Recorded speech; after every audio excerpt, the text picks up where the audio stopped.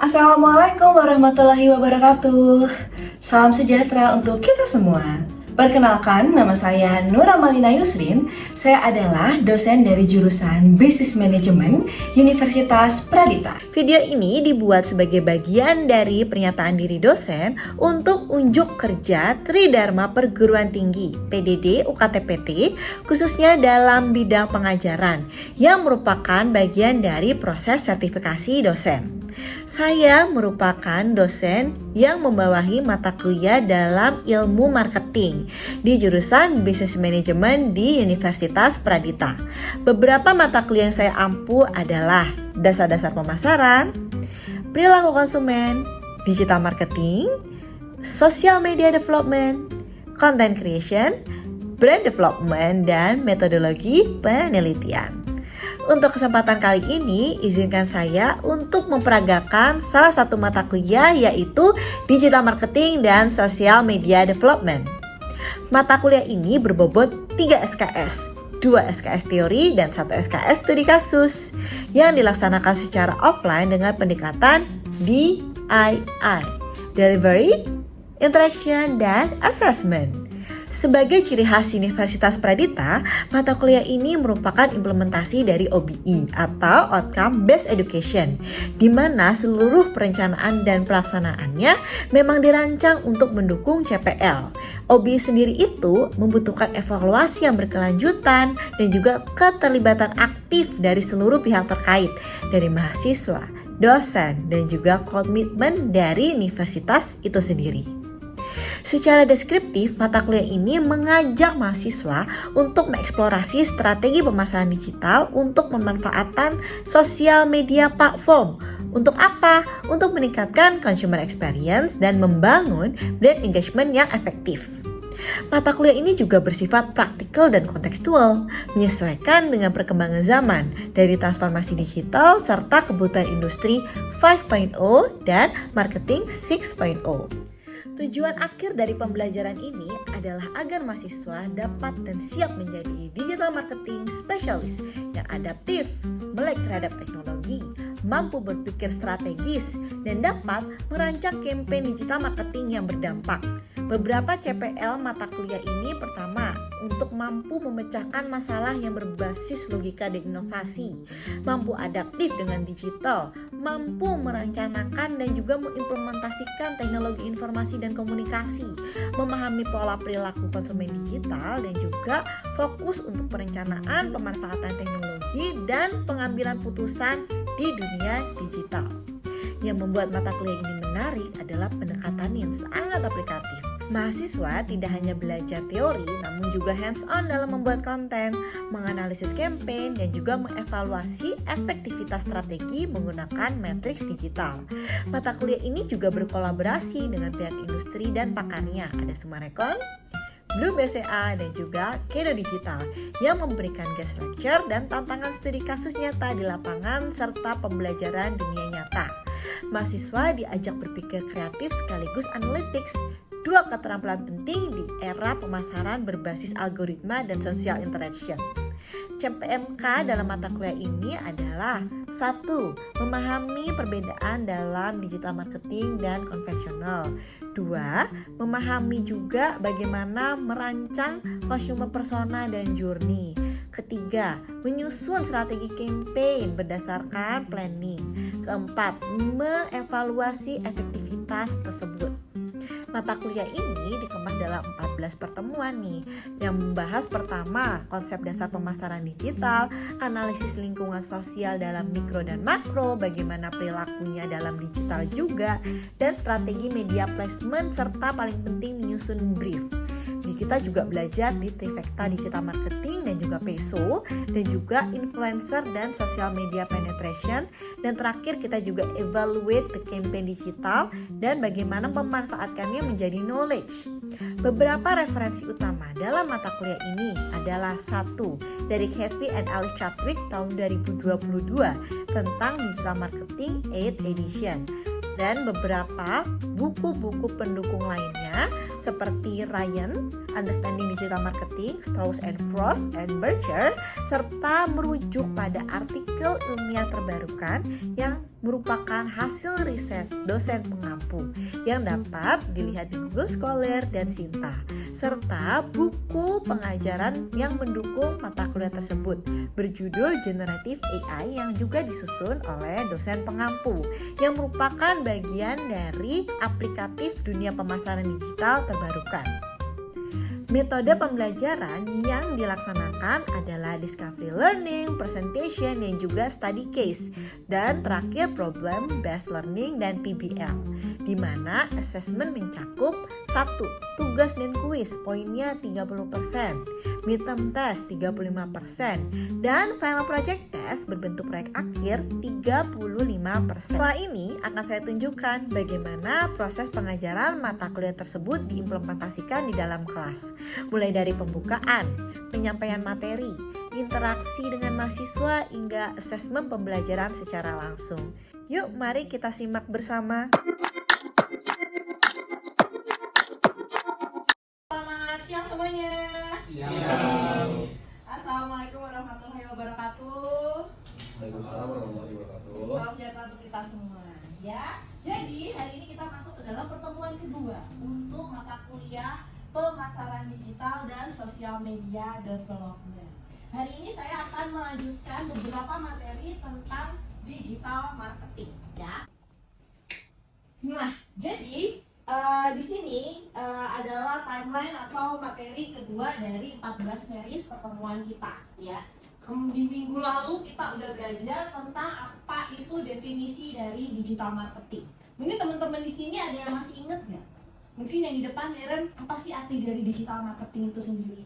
Dari pemahaman aku sendiri, digital marketing itu kayak bentuk pemasaran tapi medianya itu online gitu. Jadi kayak bentuknya digital, jadi yang biasanya cuma pakai baliho, pakai spanduk dan lain-lain, tapi ini sekarang bisa pakai ads, Google Ads, pakai Facebook Ads dan lain-lain. Yang bentuknya itu kayak iklan yang bisa muncul di Instagram dan platform sosial media lainnya gitu. Oke, nice ya. Jadi ini sebenarnya bentuk komunikasi tapi menggunakan media digital. Tidak hanya sosial media ya teman-teman ya, bisa bentuk lainnya. Mungkin kalau kalian jalan-jalan keluar, lihat ada display OOH yang goyang-goyang tuh, ada, tapi bentuknya TV. Nah itu bagian dari digital marketing sebenarnya. Kita sebutnya kalau di bidang digital marketing itu namanya OOH atau out of home, ya. Itu bentuknya udah programatik yang memang sekarang udah menjadi bagian pengembangan dari digital marketing. Nice. Nah, sekian pembukaannya. Sebelum kita lanjut, kita akan berdoa dulu, ya. Berdoa sesuai kepercayaannya masing-masing. Dipersilakan. Amin. Berdoa selesai. Nah, sebelum kita lanjut ke materi hari ini, sekarang saya minta untuk teman-teman cek si akadnya dulu. Kira-kira udah pada absen belum? Ya. Bisa dicek di aplikasi Pradita ya, dulu aplikasinya, nanti kalian bisa langsung masuk ke absen dan si akad. Oke, aman semuanya? Aman. Siap.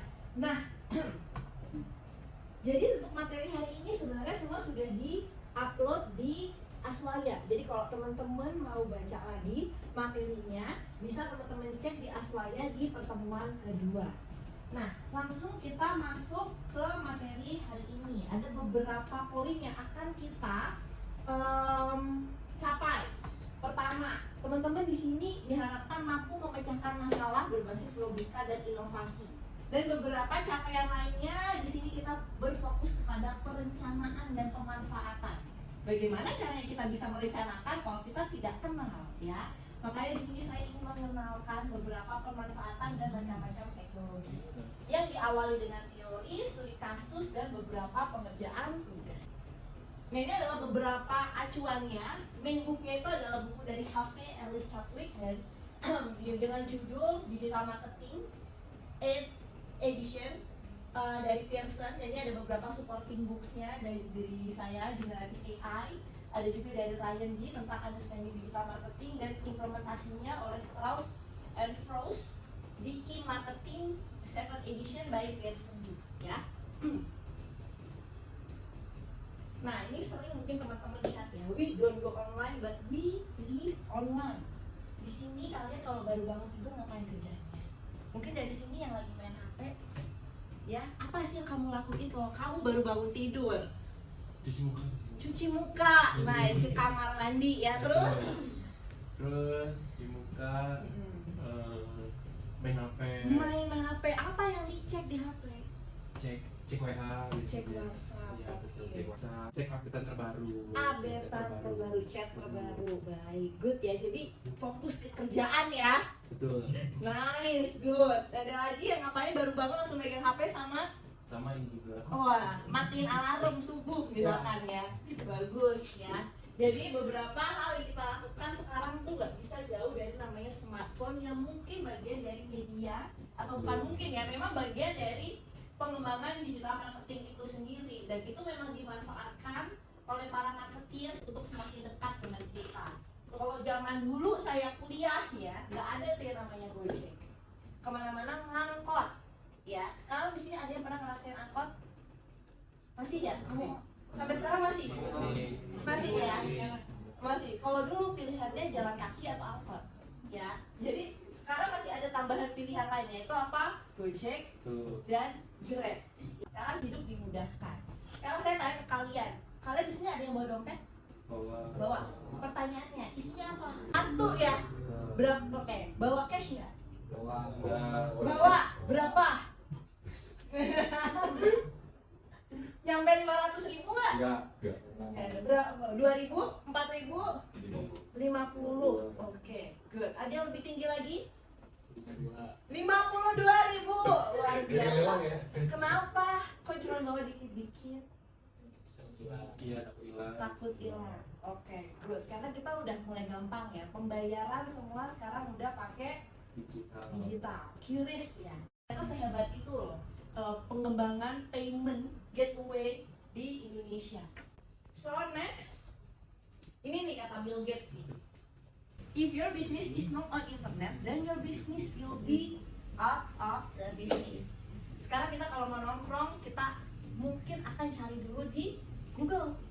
Mau nongkrong di mana ya? Kemana ya? Reviewnya bagaimana ya? Menunya apa ya? Jadi banyak banget bisnis konvensional yang mungkin sudah 50 tahun berdiri kalah sama yang 5 tahun berdiri. Karena pemanfaatan digital secara maksimal dari masing-masing. Nah, ini tadi sudah dijelaskan oleh Darren tentang apa itu definisi digital marketing, di mana memang sebuah komunikasi, pemasaran, pengembangan dari materi dasar-dasar pemasaran ya, yang memang disampaikan melalui media digital. Yang membuat dia unik adalah relevansi. Kalau kita menggunakan media konvensional, kita membuat semua orang yang melihat adalah target market kita. Contoh, kita kasih brosur atau flyer spanduk besar di depan Pradita mengumumkan bahwa ada nih opening pembukaan untuk mendaftar kuliah di Pradita. Yang lihat siapa? Menurut kalian? Coba dari Maya, yang lihat siapa? Ya pasti masuk Pradita. Betul, padahal bukan masuk Pradita kan yang ingin dijadikan konsumen kan. Dan itu siapa lagi? Orang yang datang kayak baru kan waktu visit Betul, tidak cuma itu, abang Gojek, abang Grab, terus mungkin pekerja, orang yang tinggal di sekitar, itu semua ngelihatin. Ya, padahal belum tentu mereka punya anak kuliah atau anak saudara yang mau kuliah. Karena masif, semua jadi target market. Beda sama digital marketing. Ads yang muncul di media kalian itu sudah personal sesuai kalian, sesuai interest kamu. Apa iklan yang tadi pagi muncul di handphone kamu? Apa? Coba kamu buka Instagram sekarang. Punya nggak Instagram? Ada dong ya. Coba cek IG story deh, IG story. Oke, kamu yang cek. 1, 2, 3 dibuka. 1, 2, 3 iklan. Ya bukan. Apa tuh iklannya? Iklannya apa coba? Coba dibaca yang keras. Glad to glow. Glad to glow. Wow. Oke, wow. Apa itu glad to glow? Beauty. Menurut kamu kenapa ya kok kamu bisa kena iklannya glad to glow yang beauty? Sering search. Sering search tentang Beauty tadi. Beauty. Oke, terus apa lagi? Oh gitu. Dua kebelanjaan. Ya. Pembelanjaan mungkin dari Shopee, belanja terakhir check out apa atau masukin keranjangnya apa? Skin living lagi. Skin TV. Beneran Oke, ini? beneran ini. Oke, Oke, good. Ya, berarti yang namanya beauty itu tuh udah nggak main gender ya. Dia sekarang Great to Glow tuh nyasar ke semua gender, borderless ya, yang memiliki interest sama terhadap perawatan tubuh. Oke, good ya. Tapi menurut kamu tuh relevan nggak sih sama kamu? Enggak juga sih. Enggak juga. Kurang apa? Random aja sih, website di Tokopedia terus masuk ke algoritmanya Instagram. Masuk ke algoritmanya Instagram karena dia ngambilnya general banget interest. Kalau misalkan dia pasang constraint-nya mungkin gender, ya mungkin kamu nggak dapet karena dia kayaknya masangnya nggak pakai border, ya. Tapi interestnya bener sama perawatan tubuh. Oke. Harusnya scientific ya nyasar kamu ya. Tapi malah dapetnya Great to Glow. Nggak masalah, ya. Jadi kalau kalian juga penasaran, kalian tuh kira-kira interestnya apa sih akhir-akhir ini pengen di summarize, silakan buka aja Instagramnya. Saya yakin yang keempat dari 3 story adalah iklan. Kayak gitu kurang lebih. Nah ini tadi adalah rangkuman perbedaan dari digital dan konvensional. Kita summary bareng-bareng ya. Digital marketing itu dia itu apa teman-teman? Wider reach. Terus lower cost. Specific targeting. Tadi seperti teman kita, dia dapat Great to Glow, ya. Apalagi more miserable. Real time engagement dan two ways communication, dimana kamu bisa langsung swipe up ke CTA-nya dan mungkin langsung order atau ngobrol. Tapi kalau yang konvensional, tadi ada beberapa kekurangan dan kelebihannya. Geographical limit, general target, dan agak susah tuh dihitung measurement-nya karena kita nggak tahu siapa aja yang lihat. Nah ini adalah poin dari materi hari ini, yaitu trifecta digital marketing: earn, paid, dan own. Saya gambarkan ya analoginya ya. On adalah rumah. Apa yang kalian lakukan di rumah? Istirahat. Istirahat, makan, tidur, ya. Bebas, sebebas kalian mau ngapain, ya kan? Rumah, susunan kamar itu sebebas kalian untuk mengatur. Itulah on. Dimana itu hak kamu untuk mengatur bagaimana aset dari digital marketing kamu. Contohnya konten sosmed yang kamu posting, you are responsibility with the posting, ya. Dan juga kamu punya hak untuk posting apapun. Lalu kalau misalkan kita udah puas nih dengan rumah kita bosan, kita jalan-jalan keluar, kita ketemu tetangga atau temen, bener gak? Ya, itu analoginya seperti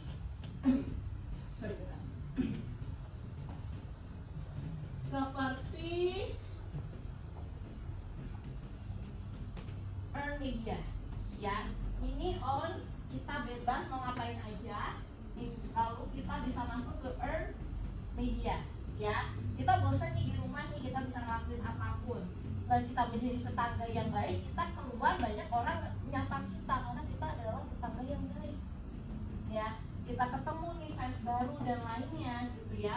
Kita menambah relasi, kita dapat sentimen positif dari tetangga bahwa kita orang yang baik, yang ramah, yang rumahnya indah, ada bunga-bunganya, wangi, bersih gitu ya. Sentimennya positif. Apa yang kali sentimen positif ini adalah earn, dapat ya. Lalu kita pengen nambah temen lagi. Kok teman kita segini-gini aja ya? Ada fans nih misalkan di on. Terus kita dapat sentimen positif, kita dapat earn. Lalu kita mau nambah lagi teman, ya. Mari. Teman kita ini kita harus jalan-jalan dulu keluar, bayar-bayar nih ya. Makanya kita sebut dengan paid media. Karena kita melakukan investasi biar bisa nambah fans atau nambah friends, ya. Jadi teman kita jadi makin banyak. Kalau dalam analoginya digital marketing, paid ini contohnya iklan yang digunakan untuk meningkatkan jumlah followers. Dimana kita sentimen positifnya sudah penuh, dimana followers kita sudah mungkin jenuh, kita pengen nambah jumlah followers dengan paid media. Gitu ya. Semoga mudah dipahami ya teman-teman ya. Ada pertanyaan? Aman? Oke sih. Kalau ada pertanyaan nanti hand raise aja. Nanti kita akan coba diskusikan bareng-bareng ya. Nah ini contoh dari on media. Di sini salah satunya adalah website dari Zalora dan juga sosial media. Ya salah satunya Instagram dari Wardah. Ini paid media, iklan. Tadi contohnya Great to Glow di IG Story. Ini juga ada Twiningsty yang muncul iklan di Discover YouTube. Mungkin teman-teman di sini ada yang nonton YouTube terus dapat iklan juga. Nah, itu paid media. Dan ada banyak banget macam-macamnya. Ada yang dapat iklan 6 detik doang, bener nggak? Ada yang 12 detik, 15 detik. Itu strategi masing-masing tergantung funnelnya dari market. Dan nanti kita akan pelajari lagi di beberapa pertemuan selanjutnya ya. Dan earn media, contohnya ulasan positif ya teman-teman. Nah yang terbaru adalah share media. Di sini teman-teman udah pernah nonton video ini? Dua-duanya? Yang bawah mau nonton? Mau. Boleh, coba kita cek ya. Kita lihat dulu ya. Kalau yang atas itu adalah video Joe Taslim. Ya, videonya itu dulu cukup viral. Kenapa sih teman-teman inget nggak? Yang salah pengucapan itu ya. Salah pengucapan. Salah sebut ini menjadi sebuah ciri khas di negara kita yang sangat heterogen. Ini kita mau mencoba untuk menjadi lebih kita. Ya, dan itu ternyata sukses untuk Head and Shoulders. Dia meningkatkan sales mereka mengalahkan salah satu brand ternama lainnya dalam dunia shampoo. Oke, ini ada satu iklan yang mungkin teman-teman tadi pengen lihat. Itu ada suaranya ya teman-teman, lihat ya.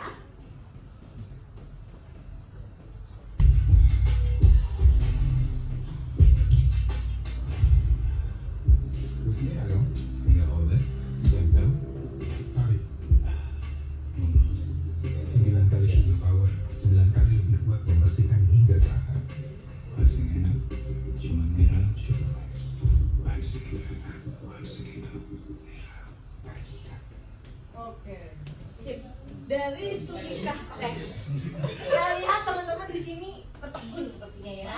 Oke. Nah, sebentar ini bukan asal usul ini, brand besar juga ini yang membuat ini. Nah, menurut kalian dari studi kasus video ini apa sih yang diharapkan dari brand Mirail Sugar Waxing ini dengan membuat video seperti ini? Tadi pertanyaannya ke Maya ya, mungkin sebelahnya aja ya. Bantu saya dong untuk jawab.